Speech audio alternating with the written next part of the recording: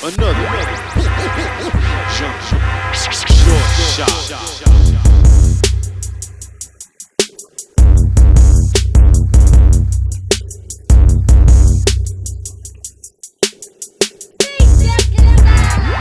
What's up, y'all? Building Better DJs podcast coming to you live from NAMM 2020. We are the Beat Junkies. I'm Babu. Who we got at the end? J-Rock over here. What's up, J-Rock? What up, Babu? All right, it goes without further ado, y'all. When we opened up our school, the Beat Junkie Institute of Sound, there's certain DJs that we always talk about. I find myself talking a lot about Grandmaster Flash, Jazzy Jeff, and this gentleman right here I talk about a lot in class. And It's a pleasure. it goes without saying, being a West Coast DJ, Yep. I can't say enough about Uncle Jam's Army, K-Day Mixmasters. We have a rich DJ history in Los Angeles that we really want to start shining light on.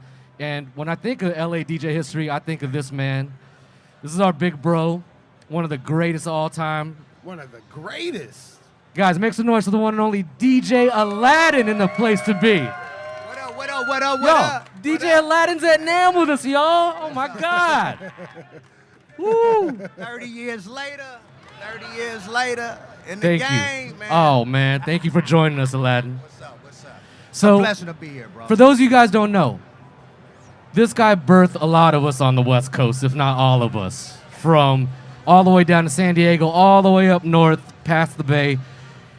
This guy set so many standards and styles and bars for us. Aladdin, Great. it's so amazing to have you here, brother. Hey, man. How it's are a you? pleasure, man. I just can't thank you guys enough for inviting me, man, and just really, it's like a lot of hard work pays off because you do Yes. it out of fun. You do it out of a way to release frustration in a poverty time. Yes. And you make something that was nothing into something. It was creative because at the time, you just had turntables, but you created the movement out of it. If it was just adding reverb on a mixtape, if it was just taking an instrumental and adding another song on top of it. Back in the 80s, it was like, wow, what are you doing? You Right. know? We had stations like KGFJ. Yeah, Yes. that's right. That was before K-Day. For So sure. I don't know if a lot of you cats knew about that, but that was in the 70s. Preach. I used to listen to them stations. I came up on that station in alone. Uncle Jam's Army. You had crews like that you used to, like, at a certain time of the day and the evening, you would get your tapes, because we had the 8-track tapes and all that back, not 8-track, but the cassette tapes in your radios. So you would record the mixes back in the days on your Yes. cassette tapes, and go back and listen to them and, just honor that. And it was a pleasure because me, before turntables, and this is a trip because I used to mix with the pause tape on a cassette tape. Yes. I don't know if anybody knew about that, but I used to do a record called Body Slam by Bootsy. And I used to make the record go, I want to teach you how to body slam. But you did that off a cassette tape.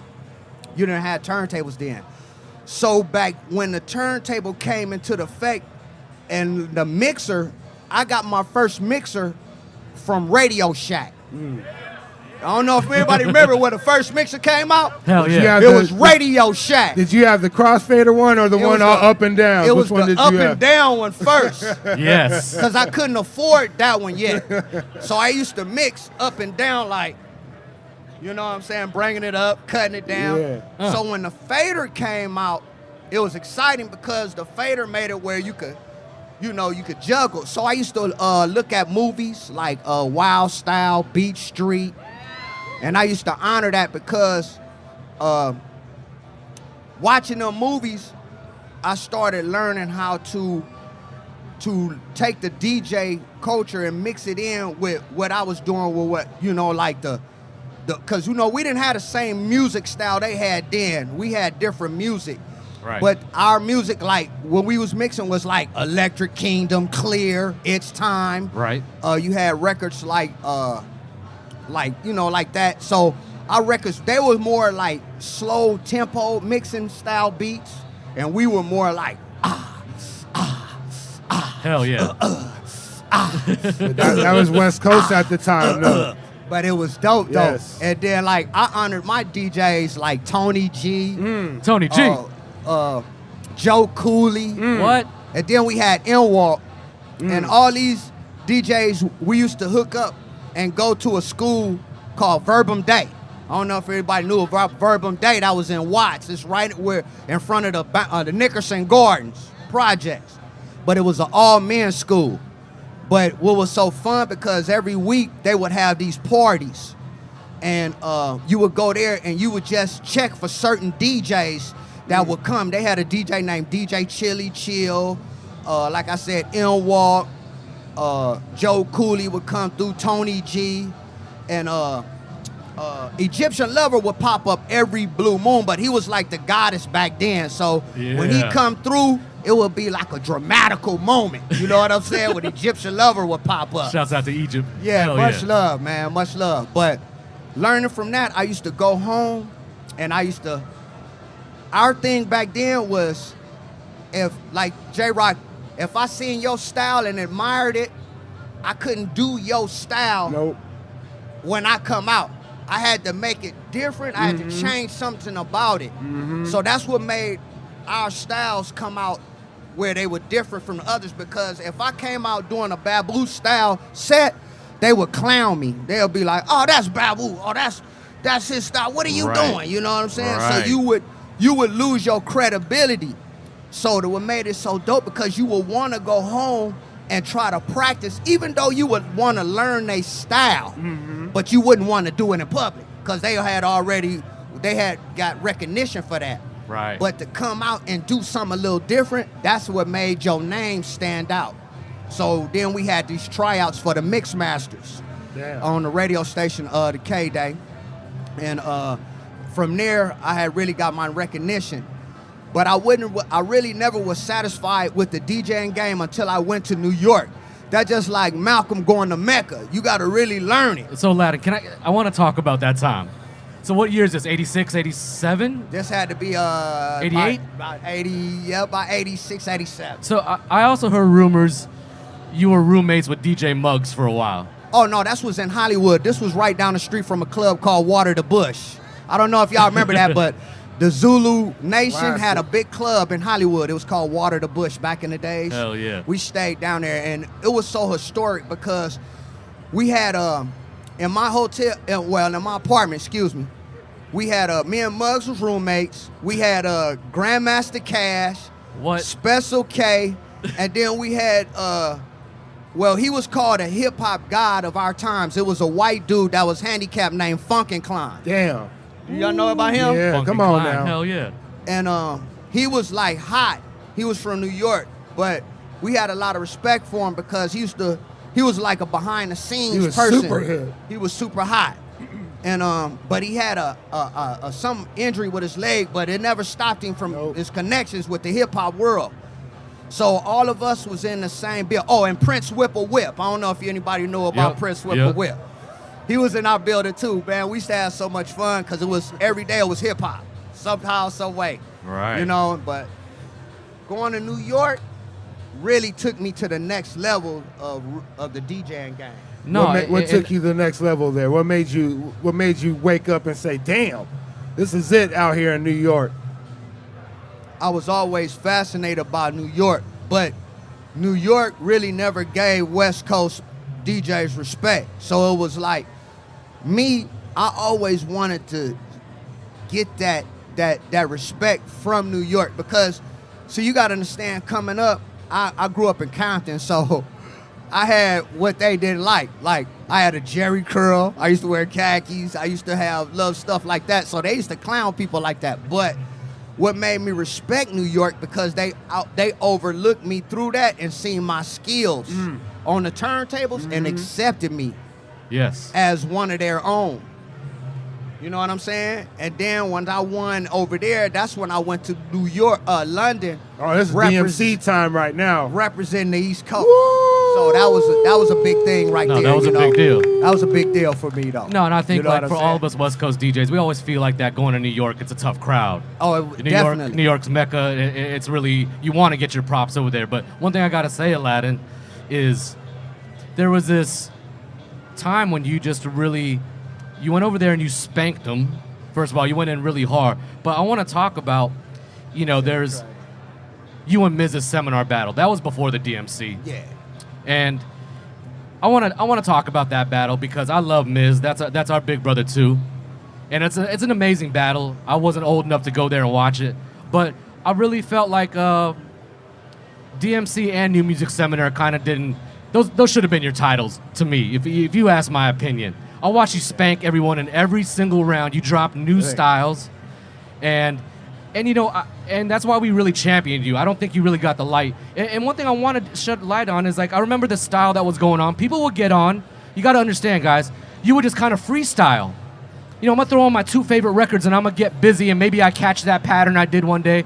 I felt like, Aladdin, when I watched you, you were the first one to really have locked-in patterns. I'm going to take this record, I'm going to freak it, I'm going to do these signature moves, and I'm going to do them exactly the same and kill you. And I really don't feel you get enough credit for your early achievements in beat juggling and that whole style, man. I mean, I know we didn't call it that back then, but... I didn't know what it was, to be honest with you. I used to create stuff that I didn't really have a name for it. Only thing that I had a name for that I created was the Aladdin Shuffle. And I created that. I just threw a name on it because I knew I'd never seen nobody do it. So, so many innovations. I look at just those few years when you would break it down to one turntable. I mean, and you know what? One thing I wanted to ask you about was, before you came out to New York and you went and did all those battles, who were some of the DJs that were your influences? Were you watching Cash? Were you watching? But Joe, obviously, I mean, out here, but I wasn't really more so not like watching Cash Money, but I would watch Joe. I would watch like Tony G. Tony G. I would watch because Tony G was a dope DJ battler too, but he never really got his props because he was more behind the scenes, but he had some dope inspirational tricks too. DJ Pooh was dope. I don't know if anybody knew DJ Pooh. Damn. Hell yeah. But I came up around DJ Pooh. He was real dope. He was a dope DJ battler. But he, like I say, he did more production.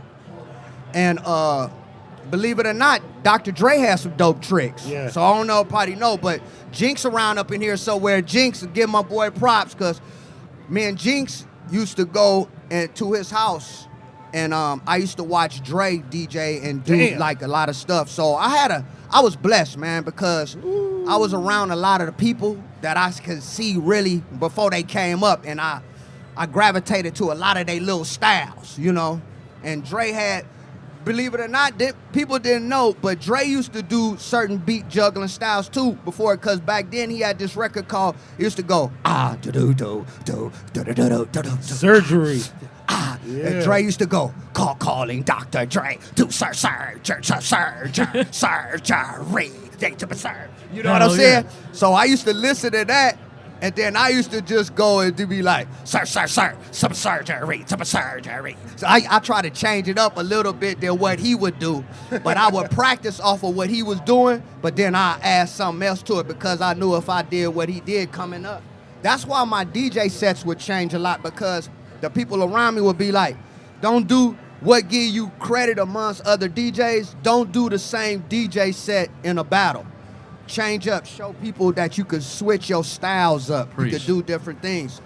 And that's probably what got me more recognition amongst the DJ crew instead of the judges on a lot of my battles. How'd you come up with something like the Rock the Bells?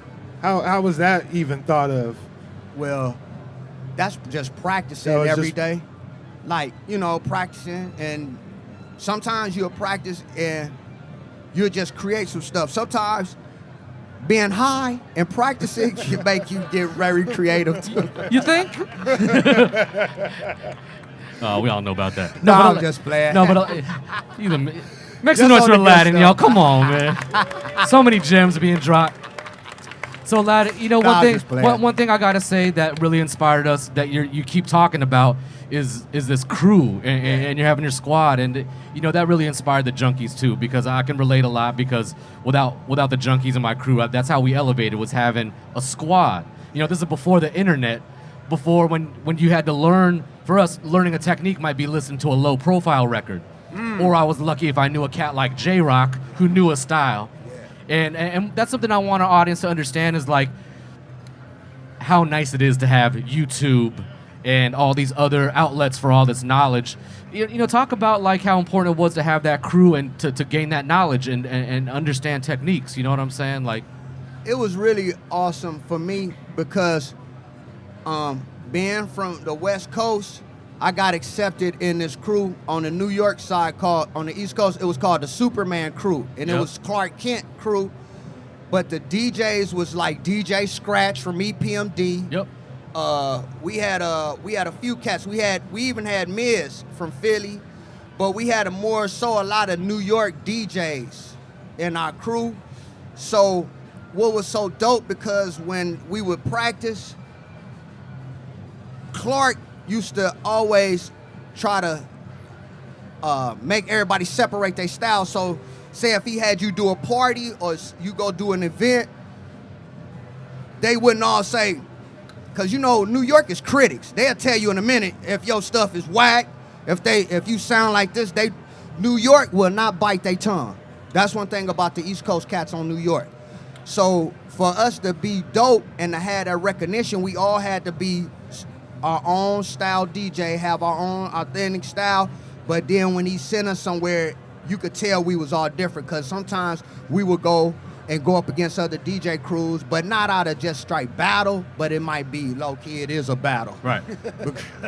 You know we're just not talking about it. Yeah. It'd be a battle really without talking about it, but you be ready for it. You know what I'm saying? Because you don't know what a lot of opportunities could come out of it. It don't necessarily have to be paid, but you can just get to that next event For sure. to open up, you know, for somebody. You know what I noticed from those battles too? Some of my favorite memories, you and Miz on Yo MTV Raps at the seminar. You know, and I loved how, like, you know, on the outside, I'd figure like, dang, I wanna serve the crap out of Miz. But like, it was literally like you guys would do something crazy and congratulate each other between rounds. Yeah, because we was like, I say we was from the same crew, but we had love for each other. But see, I'm gonna just tell you something about what was so cold about them cats though. And they gave me the love because they was hooking me up to DJ for Biggie before Biggie blew up. What? But then what ended up happening is I had to come back to LA and I had to go do some time. So it messed up my situation on my opportunity to be out there. And then when I got through dealing with my little situation, it was like Biggie and them was already up and going, so I couldn't really get that opportunity that I had at that particular moment. Sometimes an opportunity could come at that moment and you gotta jump on it. But your mind, everything gotta be focused on that if you gonna do it or not. You can't be, oh yeah, I wanna do it, but then you got your hands or you got your mind tied in something else, it won't work.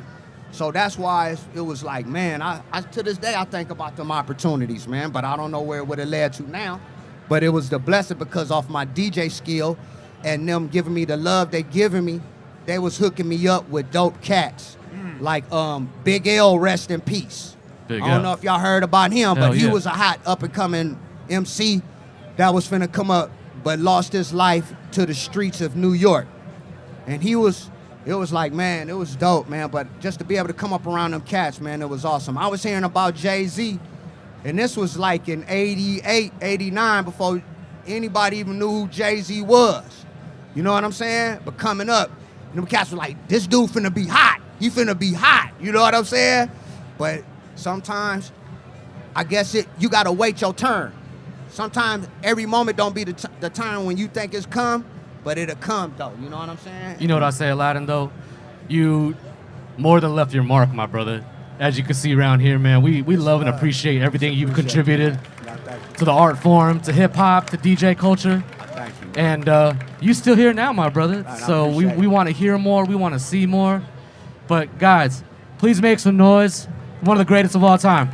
DJ Aladdin, y'all. Greatest. Thank you, thank you. I appreciate everybody for coming out. Thank you. Beat Junkies, Jetpack, NAMM 2020, building better DJs live from NAMM. Guys, our you. brother, DJ Aladdin, one more time.